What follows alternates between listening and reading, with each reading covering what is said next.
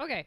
Uh, do you think that creativity is part of human nature, or is it something that is to be nurtured or learned?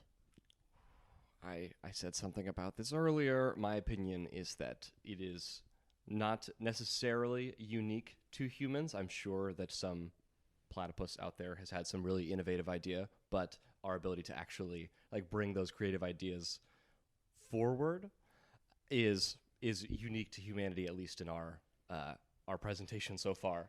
Now, wait, is the question, are humans the only unique, or I mean, the only creatives, or No. is it just human nature to create?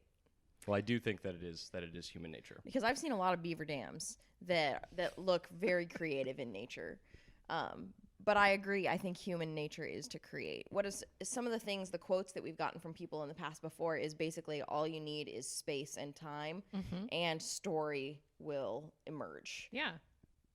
But, pushing back on humans, being isolated with that. I know crows. So there was a study done about researchers leaving a device and a device that crows could use to access a treat.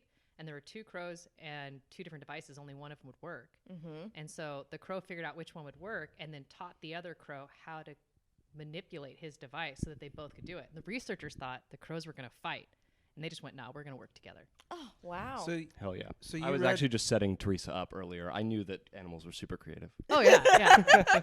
You knew about my crazy love of crow. Yeah, well, yeah, and you studied crows going for treats from a scientific perspective.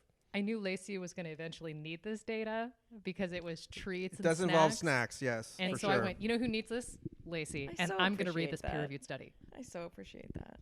My opinion on the question is, I think it is innately human to be creative, but I also think that you do nurture it.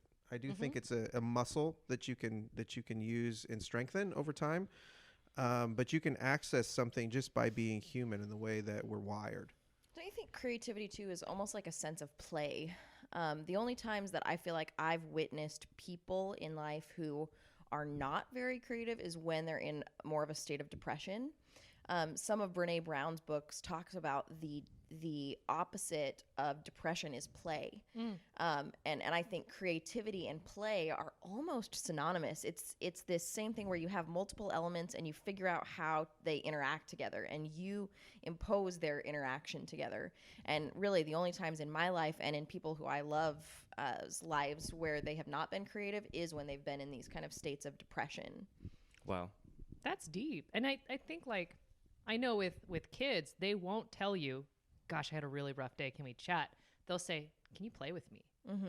So I think that there's a lot to that. I think that's one manifestation of it. I think when you're a creative professional, you have to learn to work and be creative as well, which doesn't always feel like play when there's a deadline and it's in 6 hours and you Yep. have to make something brilliant.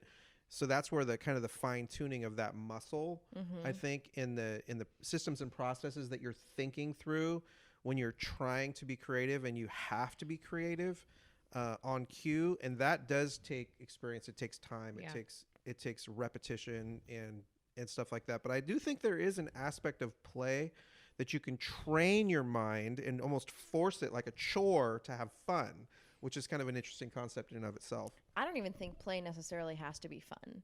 I think play is just this harmony of multiple ingredients interacting with each other. You know, when I I was think play is fun.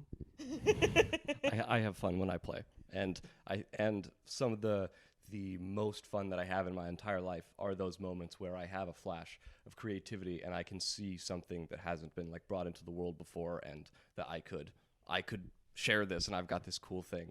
Yeah, those are like, that's so exciting. It's the spice of life, you know.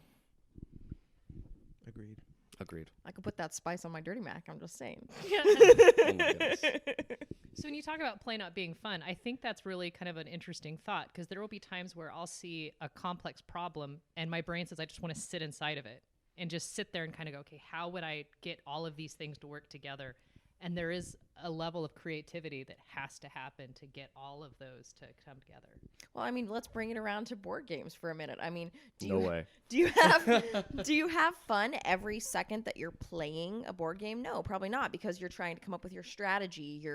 You're developing what your long-term plan is going to be. It's only fun when it works out, and so, but that doesn't mean that you're not playing the entire time that you're creating your strategy and bringing different elements together. And when it comes to like creating board games and you're working in the design process, there is the balance of the fun of having a new idea versus the reality of trying to put that idea on like a literal card and have somebody look at it and intuitively understand how it works, while also like not using too many words but enough words that it is flavorful and exciting. That design creativity process. Versus production, you still have to produce the thing, right? Like you have the idea, and in that one moment you have this spark of infinite possibility, and you go, oh, this would be so freaking cool. That's and then so fun. And then you start implementing it, and you have to trudge through. Right. And I feel like the muscle of creativity that you grow and stretch over time speeds up the allocation process once you've had the idea and you're lining it up with everything that needs to happen. That speeds up the doing process. reps with that creative muscle is not always fun. Sometimes creativity is failing again and again until you find something that succeeds, and that is the creative process. It's that didn't work, that wasn't even close, and then you get something that's fairly close, and you try, and that is part of the creative process. And so there's some mental training that has to happen too. So the original question was is creativity innate human nature, or does it have to be learned, or nurtured? Yeah. And so I think that we all can agree that it is kind of innate human nature to be creative. However, if you want that creativity to become anything maybe more real in the world, it does take consistent practice, consistent effort, building the biceps of your creativity. Yeah. Well, are you taken by the flash of creativity, or are you able to summon the creativity? And the difference between those two things, I think, is the practice. That everybody, just as humans, because it is innate within us to have ideas and create things, maybe just being alive means that you have these inspirations, but that then the creativity to turn that idea into something actionable is like a whole nother level of creativity.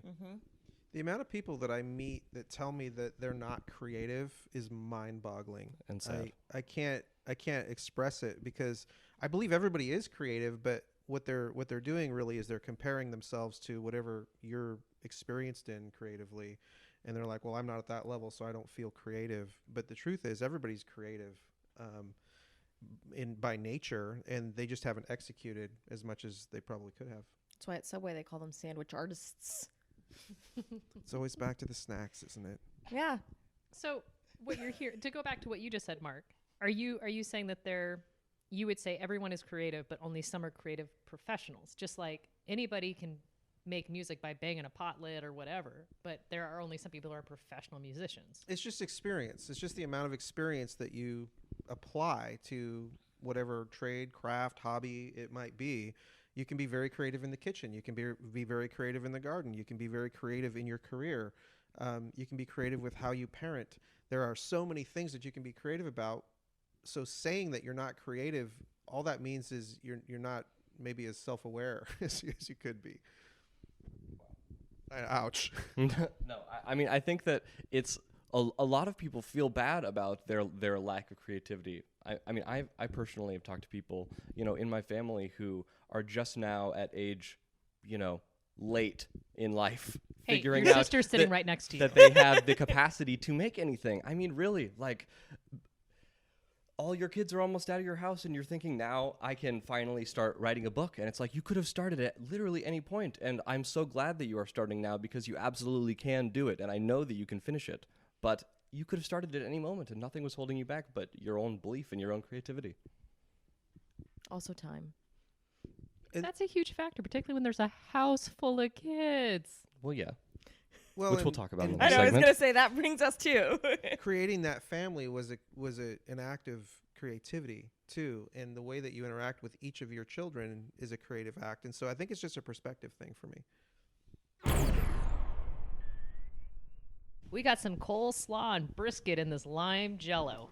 Enjoy. My mouth is watering. Good grief.